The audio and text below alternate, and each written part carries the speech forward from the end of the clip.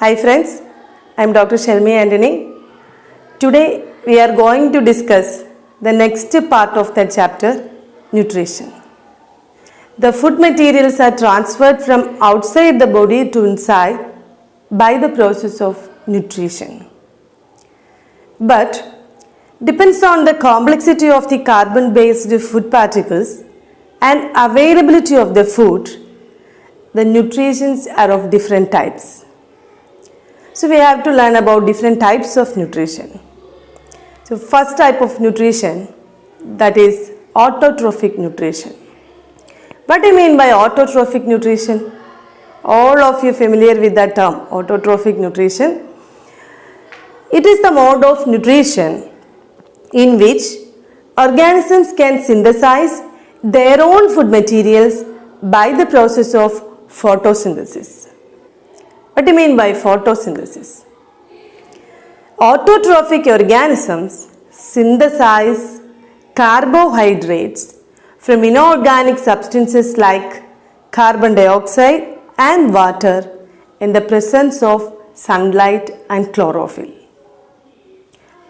This definition is so simple, but main 4 points are there. Autotrophic organisms are synthesizing carbohydrates from inorganic substances like carbon dioxide and water in the presence of sunlight and chlorophyll. Synthesize carbohydrate, inorganic substances like carbon dioxide and water, utilizing chlorophyll in the presence of sunlight. These are the major 4 points in this. From this definition we can understand some raw materials are needed for the process of photosynthesis, which are the major raw materials: carbon dioxide, water, light energy, chlorophyll, etc. So here we can expect one question: where do plants get each of the raw materials required for photosynthesis? So for discussing the answer of this question, we can see one slide. See, these are the raw materials required for photosynthesis. The first raw material is water. The water is absorbed from the soil through the roots and transported upward through the xylem tissues.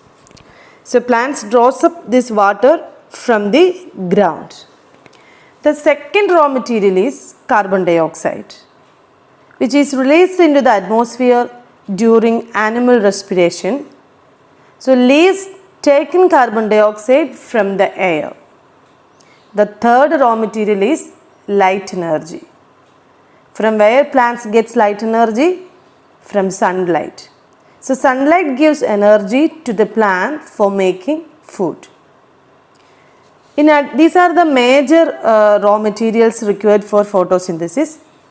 In addition to these 3 raw materials, we can say chlorophyll is also needed, but that is a pigment present in the leaves itself, and this pigment is responsible for the absorption of light energy by the plant.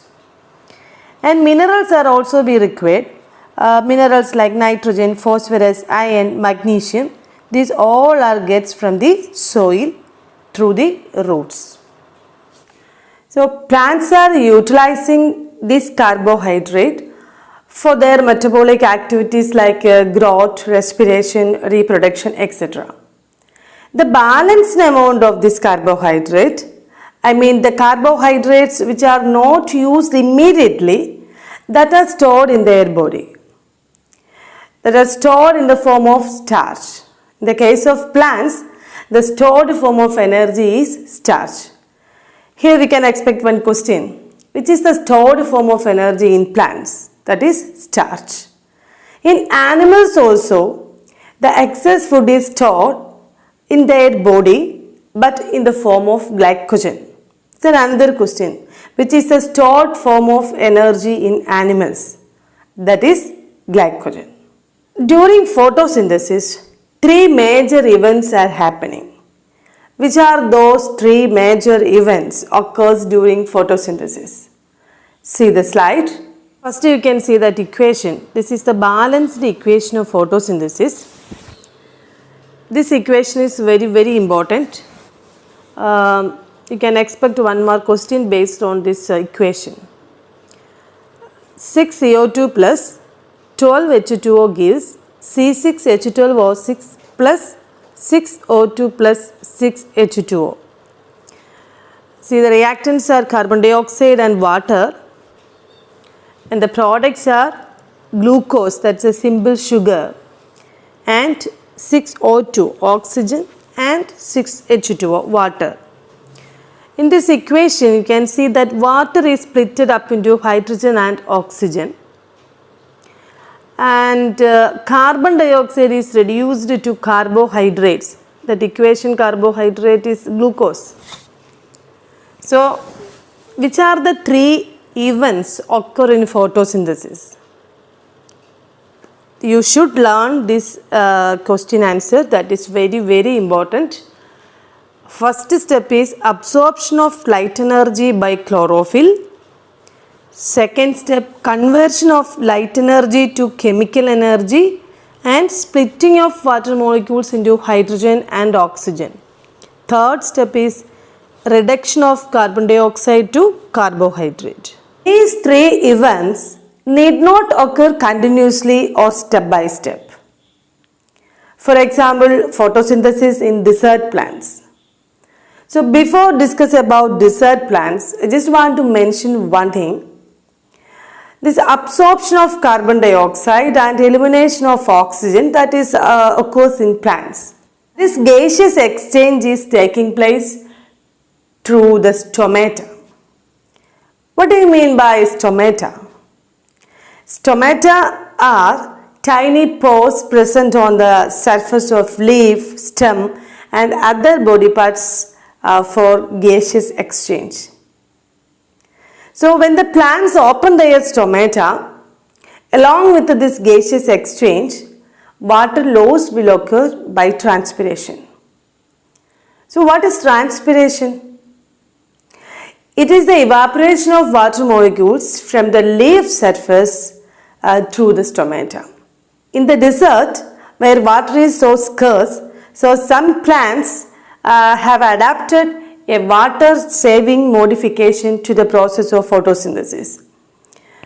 So the desert plants, when they open their stomata during the daytime, excess water loss will occur due to transpiration. Because the daytime the temperature is too high, so the rate of transpiration is also high. So excess water will be lost through the stomata. But desert plants also need to perform this photosynthesis.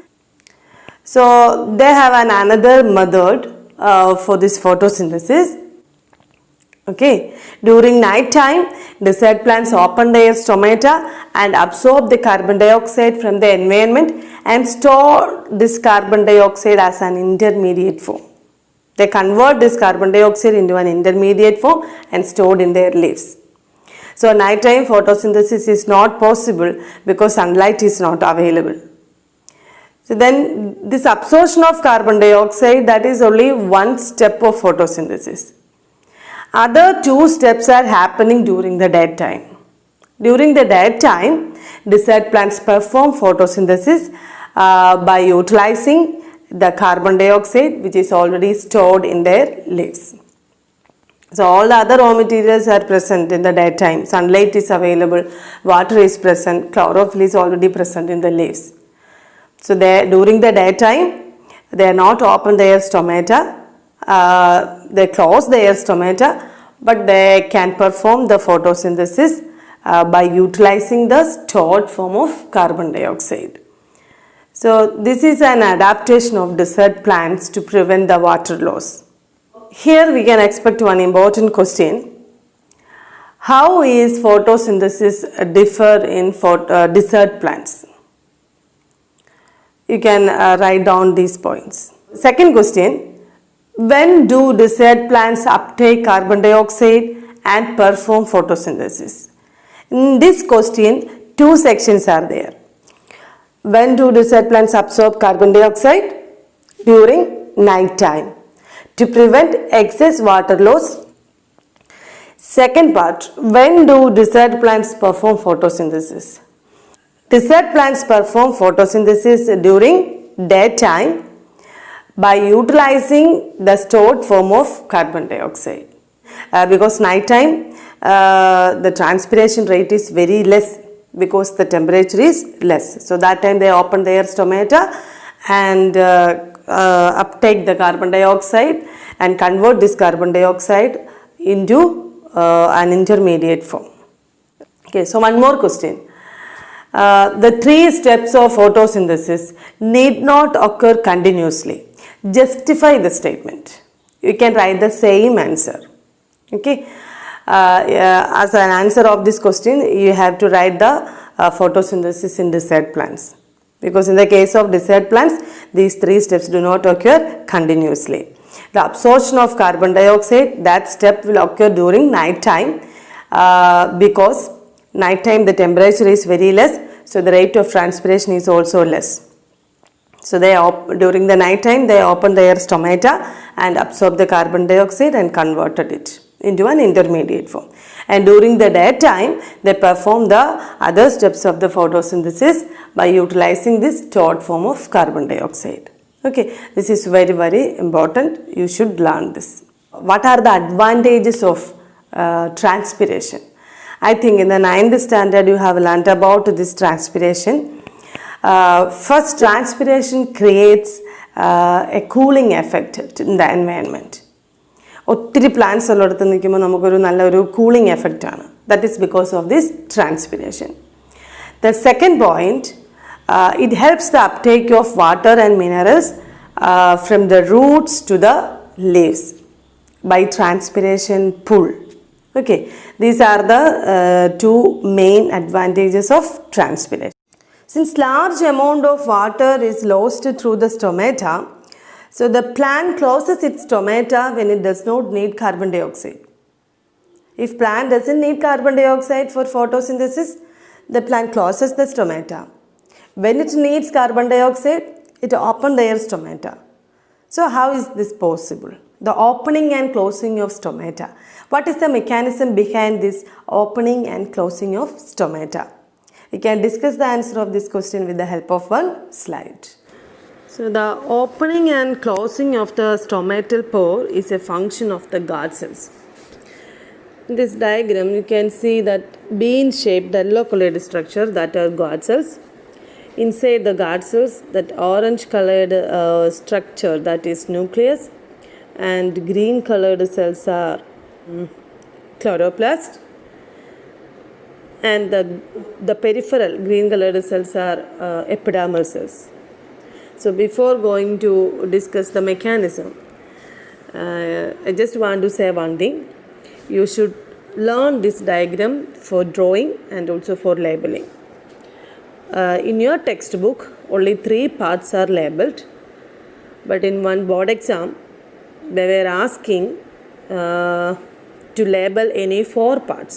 They gave this diagram in the question paper and tell the students to label any 4 parts. So this epidermal cell and nucleus, these are not labeled in your textbook. So please note down, and you should label these epidermal cells and nucleus in your textbook also. So you should learn this diagram for labeling also. Okay. So what is the mechanism of this opening and closing of stomata? The guard cells will swell when water flows into them, causing the stomatal pore to open. So in the first diagram A, you can see swollen guard cells. Compared to the second diagram, the guard cells are swollen. So as a result of this swelling, that guard cells that become curved and the stomatal pore is opened. In the second diagram, the water will lodge, so the guard cells will shrink and the stomatal pore is closed. So this is the mechanism, or explain the mechanism of opening and closing of stomatal pore with the help of a diagram. So as we know, different raw materials like water, carbon dioxide and sunlight are essential for photosynthesis. In your textbook they have given 2 activities or 2 experiments to prove that chlorophyll is essential for photosynthesis, carbon dioxide is essential for photosynthesis, like that. So now we are going to discuss about some of the experiments which prove these raw materials are required for photosynthesis. First experiment is to prove chlorophyll is essential for photosynthesis. Okay. See the slide. In this experiment, we are using variegated leaves. What do you mean by variegated leaf? In the right bottom, you can see that the entire leaf is not in green color. White patches are there, but only the green parts contain chlorophyll. So we can start that experiment. First step is discharge the plant with variegated leaves. How do we discharge a plant? It's so simple. Keep the plant in a dark room for 3 days so that all the starch gets used up. And after that discharging, expose the plant to sunlight for few hours. When we keep that plant in the dark room, due to the absence of sunlight, the plant is not able to perform photosynthesis. But some amount of carbohydrate is already stored in the leaves of that particular plant. That carbohydrate is used for its metabolic activities for those 3 days. So the entire starch gets used up. Expose that plant, that discharged plant, to sunlight for few hours. So photosynthesis is happening. So carbohydrate is formed in the leaves of that plant.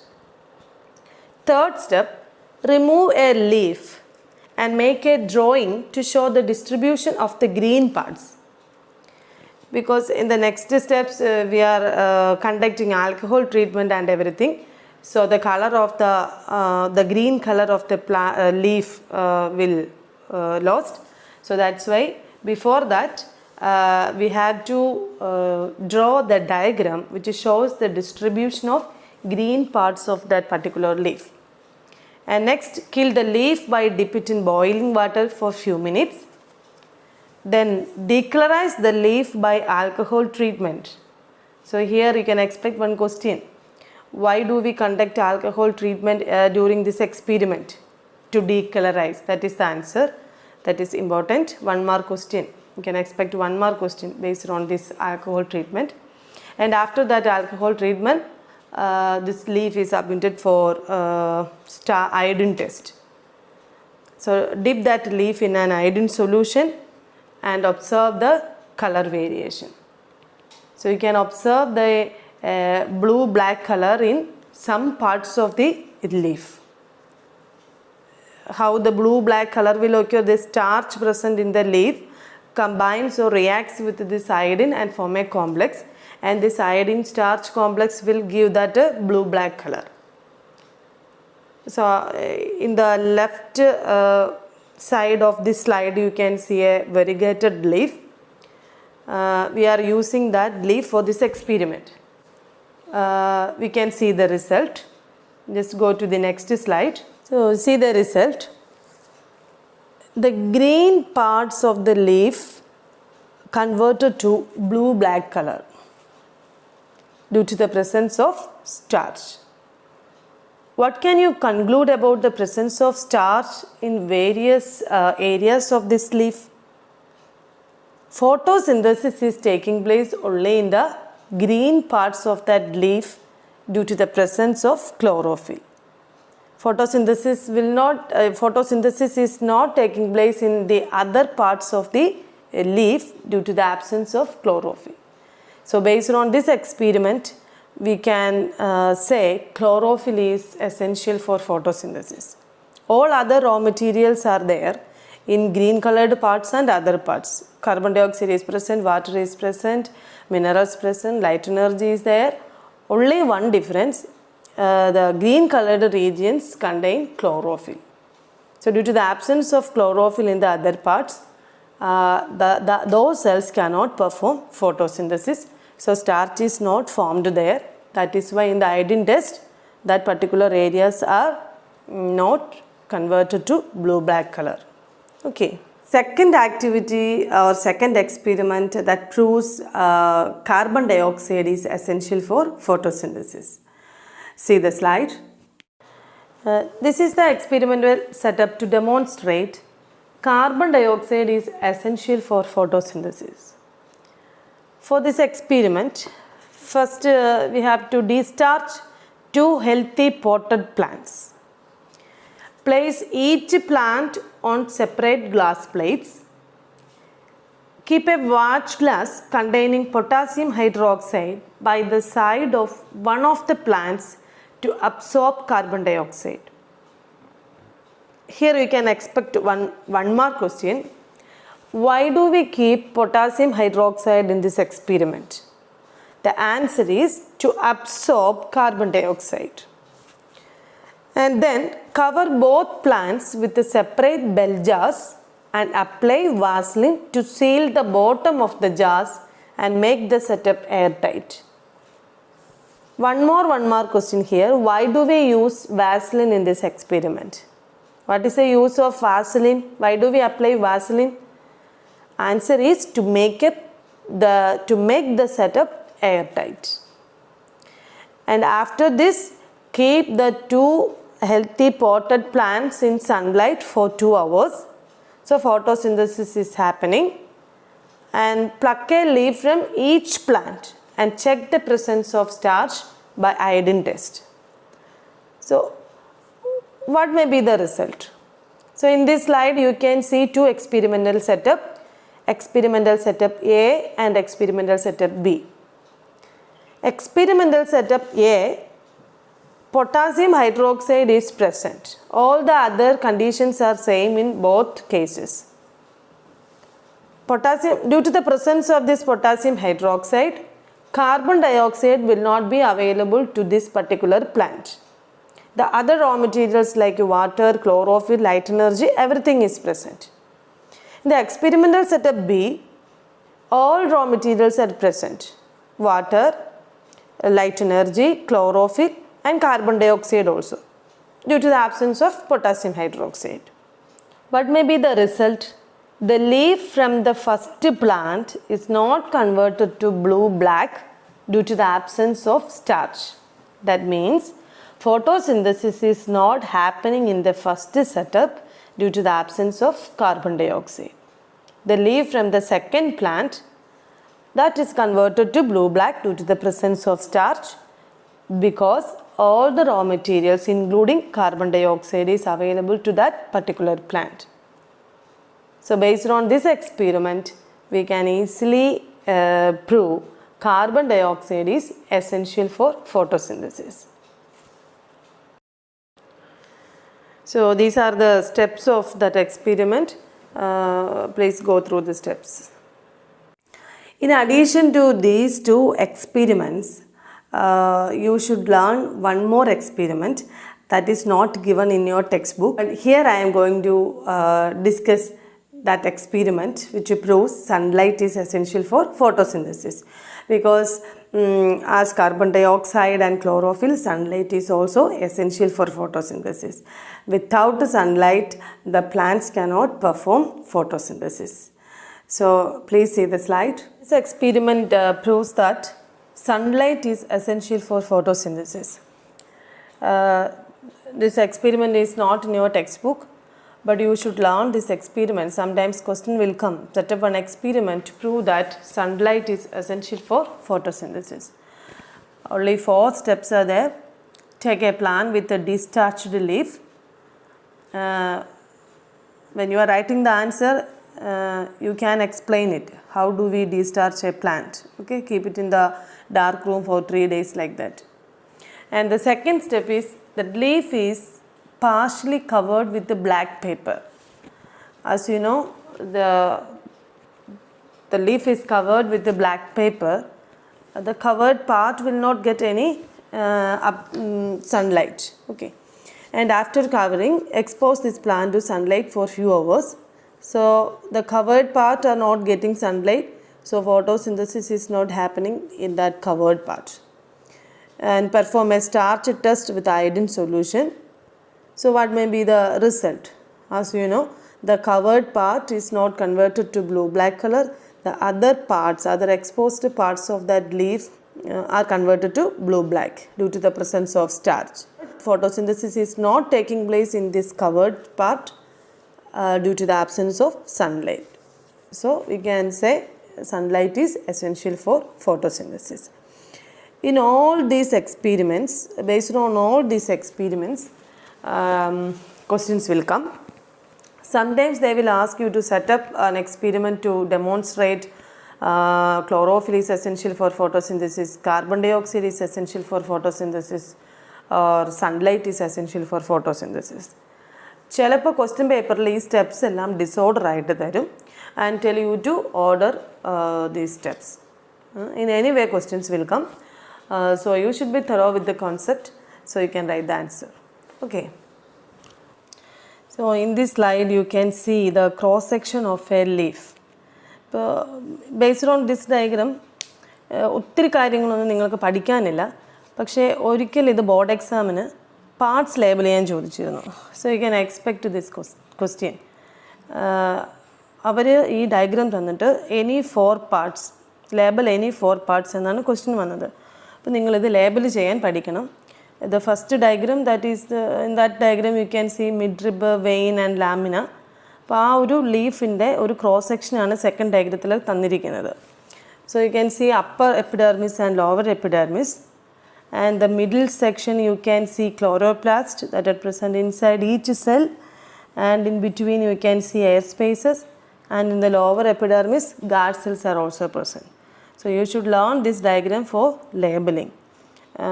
This drawing in varam, so you should learn it for drawing also. Okay.